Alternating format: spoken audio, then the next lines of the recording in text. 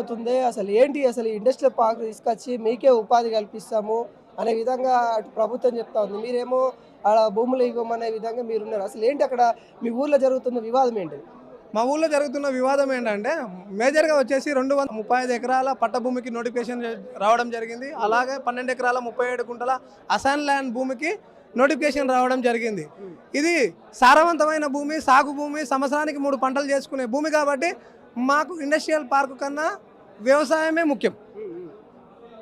ఇప్పుడు రైతే రాజు కాబట్టి రైతే రాజు అనే ఒక రైతు పండించడం వల్ల కొన్ని కుటుంబాలకు ఆహారం ఇవ్వడం జరుగుతుంది. దానివల్ల ఇప్పుడు మా సరౌండింగ్లో ఉన్న అకింపేట లగచెల్ల మాకు బార్డర్లో ఉన్నాం. మేము బార్డరే, జస్ట్ బార్డర్ తప్ప వేరే మా బార్డర్ దాటితే లగచెల్ల మన సీఎం కాన్సెన్ట్రేట్కి వెళ్దాం. అక్కడ 1200 ఎకరాల భూమి తీసుకున్నారు. అక్కడ ఎలాంటి భూమి తీసుకున్నారు అంటే 30% వచ్చేసేసి పట్ట భూములు, 75% వచ్చేసి అసైన్ ల్యాండ్.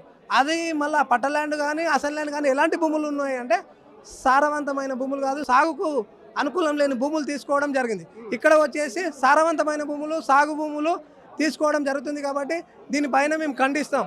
మేము ఇంతకుముందు భూములు తీసుకున్నారు లాచర్లలో, ఎలాంటి అభివృద్ధి చేసిండ్రు, ఎలాంటి ఉద్యోగాలు ఇచ్చిండ్రు, ఎలాంటి పరిశ్రమలు వచ్చినాయి మాకు చెప్పాలి.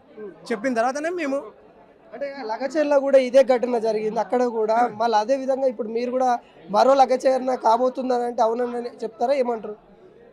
100%, 100% అనేది మరో లగచర్ల జరిగింది కాబట్టి అక్కడ భూములు కోల్పోయారు. మరో లగచర్ల భూములు కోల్పోవడం అనేది జరగదు.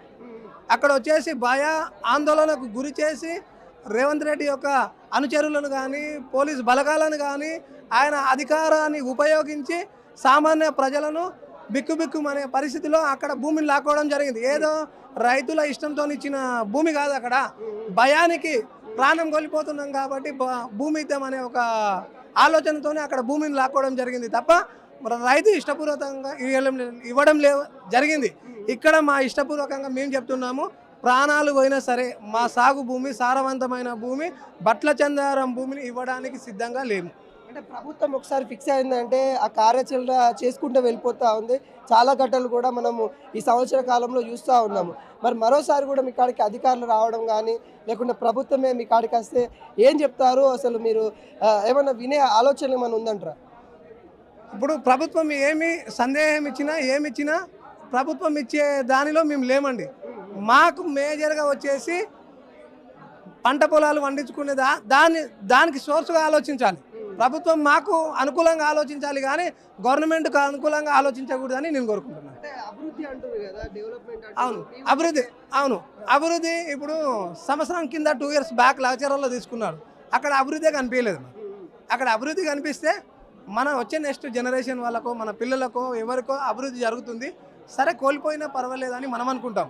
అక్కడ అభివృద్ధి లేదండి. రియల్ ఎస్టేట్ దందా కోసము రేడియల్ రోడ్డు పడుతుంది కాబట్టి ఇప్పుడే ముందు భూములన్నీ కబ్జా చేసి పెడితే బాగుంటుందని వాళ్ళ స్వభావ నెక్స్ట్ వచ్చే 2 సంవత్సరాల్లో వాళ్ళ గవర్నమెంట్కు మళ్ళీ ఫామ్ చేయాలి. కాబట్టి ఇలాంటి భూమిని సామాన్య ప్రజల భూములు లాక్కోవడమే లక్ష్యం. అంటే ఇప్పుడు వికారాబాద్ అంటే దగ్గర సీఎం రేవంత్ రెడ్డి ఇలాకానే అని చెప్పుకోవచ్చు. మరి ఎందుకు ఇంత వ్యతిరేకత రైతుల నుండి వస్తున్నా కానీ ఒక కార్యాచరణ ముందుకెళ్తా ఉన్నాడు? ఎందుకు లగచర్ల ఆ ఘటనలు జరిగింది, ఇప్పుడు మీ ఇక్కడ ఈ ఘటన జరగడానికి గల కారణాలు, మెయిన్ కారణాలు ఏమంటారు? మెయిన్ వాళ్ళకు కావాల్సింది వచ్చేసి రియల్ ఎస్టేట్ దందా కోసమే ఈ భూములు లాగుతున్నారు తప్ప ఇండస్ట్రియల్ పార్కు కానీ కంపెనీలు కానీ రేడియల్ రోడ్లు కానీ ఎలాంటివి 2 yearsలో జరగదు. వాళ్ళకు ఇన్కమ్ సోర్స్ వాళ్ళకి కావాల్సిన వాళ్ళ బిజినెస్ డెవలప్మెంట్ చేసుకోవడమే. వాళ్ళ బినామీలు కానీ వాళ్ళ అనుచరులు కానీ వాళ్ళ పోంటి రేడియల్ రోడ్కు సరౌండింగ్లో ఉన్న కొన్ని వేల ఎకరాలను కట్టుబెట్టడానికే ఇలాంటి నోటిఫికేషన్ రావడం జరిగింది. మేము వచ్చేసి మేజర్గా వచ్చేసి మా జిల్లా వాసి, మా ఇంటి మనిషి అని మేము ఓట్లు వేయడం జరిగింది, వేయించడం జరిగింది. ముక్కుచుడిగా రేవంత్ రెడ్డి సీఎం అయితే మాకు అభివృద్ధి జరుగుతుంది అనుకున్నాం కానీ మా కుటుంబాలు వచ్చి రోడ్డున పడుతుందని మేము ఈరోజు అనుకున్నాం. ఏం చెప్తారు మరి మీ నాయకుడికి? ఏం చెప్తారు? మా నాయకుడికి ఒకటే చెప్తున్నాం, అన్న రేవంత్ అన్న నీకు ఒకటే విన్నపం, మా పట్టభూములు వదిలేసి మన సరౌండింగ్లో ఉన్న మన పరిగి నియోజకవర్గం కానీ వికారాబాద్ డిస్టిక్లో కొన్ని వేల ఎకరాలు ఉంది. ఇంతకుముందు ఉన్న బీఆర్ఎస్ గవర్నమెంట్ నోటిఫికేషన్ ఇచ్చి తీసుకున్న భూములు ఉంది.